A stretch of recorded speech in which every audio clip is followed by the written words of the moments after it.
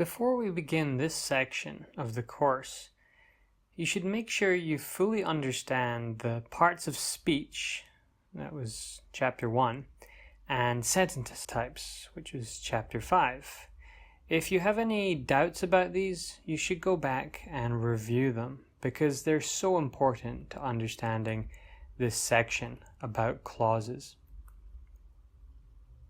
To put it as simply as possible, a noun clause is a clause that replaces a noun in a sentence. But perhaps it is better to think of it as replacing a subject, object, or a complement instead. Look at this sentence. We can eat pizza. What is the subject? We. What is the object? Pizza. Now look at this sentence. We can eat whatever you want. In this case, the object has been replaced by a noun clause. Instead of saying pizza, we are saying that we can eat whatever the listener wants to eat. The underlined phrase here acts as a noun. More specifically, it is the object of the verb eat. A noun clause takes the place of a subject, object, or complement because it expresses something that cannot be expressed by a single word noun or short noun phrase. The previous example illustrates this perfectly. How could I express whatever you want in one single word? I couldn't. Here's another example. What she said inspired me to enroll in university. Here, the noun clause is the subject of the sentence. It refers to something a woman has said to the speaker. There is no way we could capture that in a single word noun. Let's take another example. Steve Jobs was a genius. In this sentence, Steve Jobs is the subject and a genius is the complement of the verb was. However, I could replace the subject with a noun clause. Whoever invented the iPhone was a genius. Here, the subject is whoever invented the iPhone. It suggests that we don't know who invented it. This uncertainty is also a reason why we may want to use a noun clause. Noun clauses, then, are an integral part of the English language. They help us express ideas that are more complex than a more basic sentence would allow. If a noun clause acts as a subject, object, or complement, then we should first look for the verb in a sentence and ask who is doing it, or what it is being done to. This can help us to locate the noun clause. Sometimes, though, we need to instead find the preposition, as a noun clause may function as the object of a preposition. I wonder why she didn't come to work today. You should think about what you want to do next year. In the first sentence, why she didn't come to work today is the object of the verb wonder.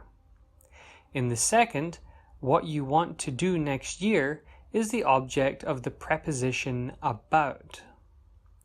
You may also have noticed some similarities between the noun clauses given as examples. The two previous use question words, why and what, at the beginning of the clause. This is one type of noun clause.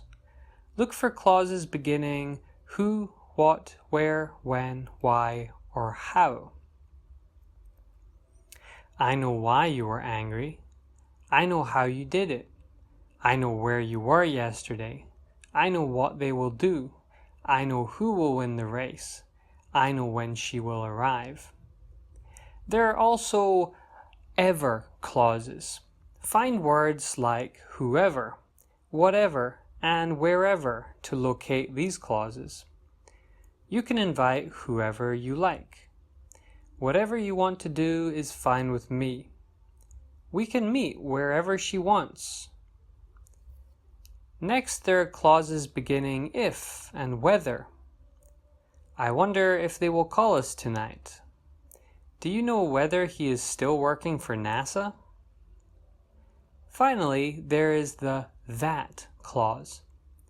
This can be the most difficult to find because in English we commonly omit the word that. In these sentences, we could delete the word that or include it. She always felt that she wasn't good enough, or she always felt she wasn't good enough. They are pretty much the same. Adjective clauses are a really important part of the English language, and mastering them can boost your IELTS writing score, improve your speaking accuracy, and even help you improve your reading comprehension. Look at this sentence and find the adjectives. She looked sadly at the big green empty box. The adjectives are big, green, and empty. They describe the noun box. Adjectives give information about a noun and usually come directly in front of it. However, adjective clauses do the same, but usually come right after the noun they describe. Look at these two sentences and see how they could be condensed into a single sentence. There is a man sitting in the corner. He is my brother. We can condense this into the man who is sitting in the corner is my brother. What is the adjective? It's the phrase who is sitting in the corner. And what is it describing? It's describing the man. Adjective clauses are often referred to as relative clauses because they begin with relative pronouns or relative adverbs such as who, whom, whose, where, which, that, when, where, and why. So how does it work? Generally, an adjective clause will follow one of these patterns: a relative pronoun or adverb plus subject plus verb, or a relative pronoun which is the subject plus verb. As a dependent clause, it needs to have both a subject, even if, as in number 2, the subject is a relative pronoun, and a verb. It should modify a noun by adding extra information about it, being placed as close as possible to the noun. To understand what it means to modify the noun, think about questions that may be asked. Who, what, where, when, how, etc. Here are some examples. Carol felt manipulated by her poodle, whose big black eyes pleaded for another snack. You can see the underlined phrase there gives more information about her poodle. Poodle is a kind of dog, by the way. Constantly talking with food in her mouth is one reason why John cannot stand sitting near his sister. In this case, we're talking about a reason. We're giving more information about it, answering the question why. Jane's 2 dogs competed for the ball that bounced across the patio, and laughter came from Susan, who hiccuped for the next 2 hours. In each case, these underlined clauses refer and modify the noun just before them. Note that each of these clauses is a dependent clause and needs to be joined with an independent clause in order to function properly. Standing alone, they would be considered a sentence fragment, meaning it is not a good sentence. So what do the relative pronouns mean? Who. This refers to people as the subject of the clause. The woman who teaches in the chemistry department is my mentor. We can see the clause who teaches in the chemistry department refers to the woman. The independent clause here is the woman is my mentor. Whom, in this case, people are as objects or objects of a preposition. John, whom I have known since primary school, is my closest friend, and the boy of whom we're discussing is from Slovakia. Again, note that we're putting these clauses into the middle of a sentence, but the independent clause can still be found. John is my closest friend, and the boy is from Slovakia. Which and that refer to things or animals. The computer that I bought was very cheap. The dog, which we adopted, has settled into our family. And whose denotes ownership or possession. The girl whose father is watching from the stands is winning the race. When is used to show the time. I'll never forget the time when I first met her, and I'll never forget the time I first met her. What is the difference here? Well, you can see in the second example, we have omitted the word when. Where, of course, refers to place.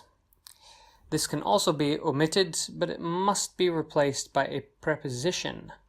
The school where he teaches is very old, or the school he teaches in is very old. We can see in the second example, we have lost where, and we've added in after the verb. Why, of course, shows a reason and usually appears after the noun, the reason. No one knows the reason why he skipped school, and no one knows the reason he skipped school.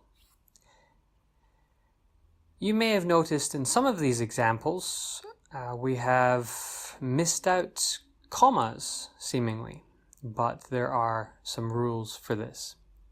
Commas often seem confusing, but they're really not hard to understand. We'll move on to punctuation later in this course to find out more. When it comes to adjective clauses, you need to consider the exact meaning of the sentence before you use a comma. Incorrect comma usage can in fact change the whole meaning of a sentence. Ask yourself if the information in the adjective clause is essential to understanding the noun, or if it is just extra information. If it is essential, then we call this an essential clause. If it is purely extra information to add more interest or flavor to the sentence, then it is a non-essential clause. Essential clauses are not surrounded by commas. Let's look at the first example sentence. The girl that spoke to us earlier is my sister. There are no commas here. This is essential because otherwise we wouldn't know which girl. Let's think about the independent clause here. The girl is my sister. If I called you on the phone and said one thing, the girl is my sister, would you know what I'm talking about? No, of course you wouldn't. The house where I grew up is near here. Again, if I said the house is near here, you wouldn't know which house I'm talking about. So it is essential to say where I grew up, and therefore there is no comma. Non-essential clauses do require commas around them. Fran, who really likes dogs, is getting a puppy this weekend. The information in the clause is interesting, but it is not necessary to understand the sentence. If I said Fran is getting a puppy this weekend, that is enough information. You already know what I mean. My cat, who's always begging me for more food, is getting really fat. Again, the information is relevant, but it is not essential to understanding the main clause. If I said, my cat is getting really fat, you would know what I mean. I have used the possessive pronoun my, so you know which cat I'm talking about.